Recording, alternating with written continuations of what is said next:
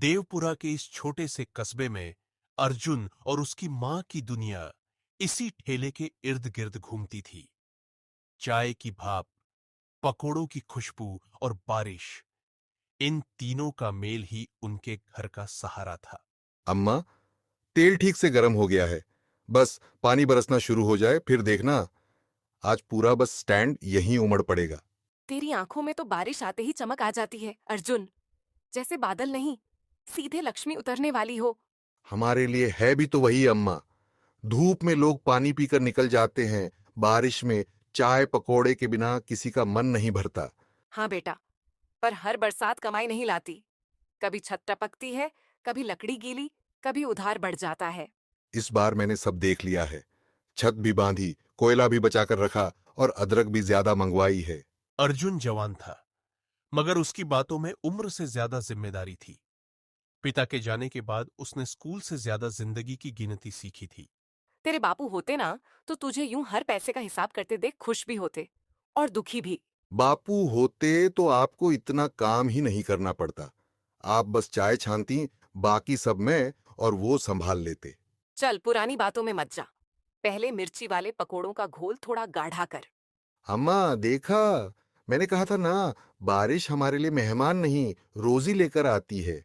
रोजी आती है बेटा, पर घमंड नहीं करना। मौसम किसी का सगा नहीं होता। अभी मुस्कुरा रहा है, अगले पल परख भी लेता है।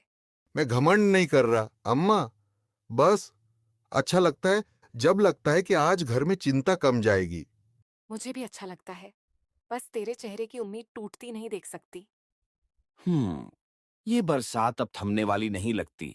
हवा का रुख ठीक नहीं है। सड़क देखो, 5 मिनट में ही नाला बन गई।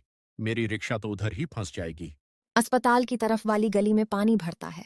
अगर और तेज हुई तो कई लोग घर नहीं पहुंच पाएंगे। जब तक लोग फंसे हैं चाय बिकेगी। अम्मा, और पानी चढ़ा दूं केतली में? चढ़ा दे, लेकिन पहले पीछे रखे आटे और लकड़ी को ऊपर कर। अगर पानी भीतर आया तो सब भीग जाएगा। भीतर? अम्मा, इतना भी क्या? अरे सावित्री, अर्जुन, पीछे वाली नाली उलट रही है। पानी सीधा दुकानों की तरफ चढ़ रहा है। क्या कह रहा है तू? अभी तो बस सामने सड़क भरी थी। पीछे से भी पानी आ रहा है। अगर 10 मिनट ऐसे ही बरसाना तो ठेले के नीचे तक पहुंच जाएगा। अम्मा, आप पैसे और सूखा सामान संभालो, मैं बोरे ऊपर रखता हूँ। चंदू भैया, जरा हाथ लगाओ। हाँ चल, मजाक बाद में, पहले ठेला बचाते हैं। जो बारिश कुछ देर पहले बरकत लग रही थी, वही अब परीक्षा बनकर सामने खड़ी थी। कमाई का हर पल नुकसान की हर आशंका से टकराने लगा। समझदारी का वक्त नहीं है अम्मा। अगर सामान भीग गया तो कल की दुकान भी नहीं लगेगी। अर्जुन, पानी सच में नीचे तक आ गया है। बेटा, अगर पानी और चढ़ा तो पहले क्या बचाएंगे? ठेला, सामान या खुद को? अम्मा, अगर ठेला गया तो हमारा सब कुछ। और उसी पल एक जोरदार गरज के साथ बारिश ने जैसे अपना असली रूप दिखा दिया।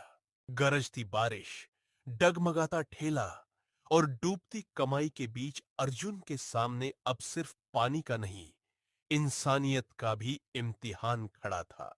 अरे भाई, पहले मेरा ऑर्डर पूरा करो, मैं पैसे देकर खड़ा हूं। हर किसी को मुफ्त बांटोगे तो दुकान चलाओगे कैसे? साहब, आपका ऑर्डर बनेगा, जरूर बनेगा, लेकिन इन्हें देखिए, ये भूख से कांप रहे हैं, सिर्फ बारिश से नहीं। बेटा, मैं भीख नहीं मांग रहा। बस 2 घूंट गरम चाय मिल जाती तो जान में जान आ जाती। ये सब ड्रामा होता है। आज एक को दोगे, कल 10 आ जाएंगे। धंधे में दया नहीं, हिसाब चलता है। धंधा हिसाब से चलता है साहब, पर इंसान दिल से चलता है। भूखे आदमी को खिलाना घाटा नहीं, नेकी है। मेरा बेटा ठीक कह रहा है। पेट की आग पैसे गिनकर नहीं चलती, और दुआ भी अमीरी गरीबी देखकर नहीं मिलती। अम्मा, बड़ी बड़ी बातें मत कीजिए। शाम भर कमाई की है, अभी पानी चढ़ रहा है और आप लोग बांटने पर तुले हैं। बेटा, हमने तंगी देखी है, भूख देखी है। जो भूखा कांपता है, उसे पहचानने के लिए जेब नहीं, दिल चाहिए। अरे झगड़ा मत बढ़ाओ। पानी बढ़ रहा है, पहले सामान संभाल लो, फिर जो करना है करो। सामान भी संभालेंगे, चूल्हा भी बचाएंगे, पर किसी की भूख को यूं खड़ा नहीं रख सकते दुबे जी। नहीं बेटा, अगर मुश्किल है तो रहने दे। मैं आगे चला जाऊंगा। आदत है मुझे। नहीं बाबा, आज नहीं। आज आप बिना चाय पकोड़े लिए कहीं नहीं जाएंगे। अर्जुन की आवाज में डर अभी भी था, नुकसान का, डूबती दुकान का, लेकिन उससे बड़ा था किसी टूटते इंसान को थाम लेने का हौसला। क्या? मैं क्यों? क्योंकि अभी भी देर नहीं हुई है बेटा। लो, बस 1 मिनट। गलत मत समझना, मैं किसी एहसान में नहीं पड़ता। बेटा, कभी कभी एहसान नहीं, इंसानियत हाथ पकड़ लेती है। उसी भीगी कांपती शाम में पहली बार अमीरी और गरीबी के बीच खड़ी दीवार में एक महीन सी दरार पड़ी। अम्मा, बाबा ने चाय पी ली, साहब का ऑर्डर भी हो गया। अब ठेला हटाना होगा अभी। हाँ बेटा, मैं पीछे से धक्का दूंगी। दुबे जी, आप बर्तन पकड़ लीजिए। ठीक है, पर जल्दी करो, पानी का बहाव तेज हो रहा है। मैं भी हाथ लगाऊंगा बेटा, तुम्हारी नेकी का बोझ अकेले मत उठाओ। नहीं बाबा, आप बैठे रहिए। आपकी हालत। हालत कमजोर है, इरादा नहीं।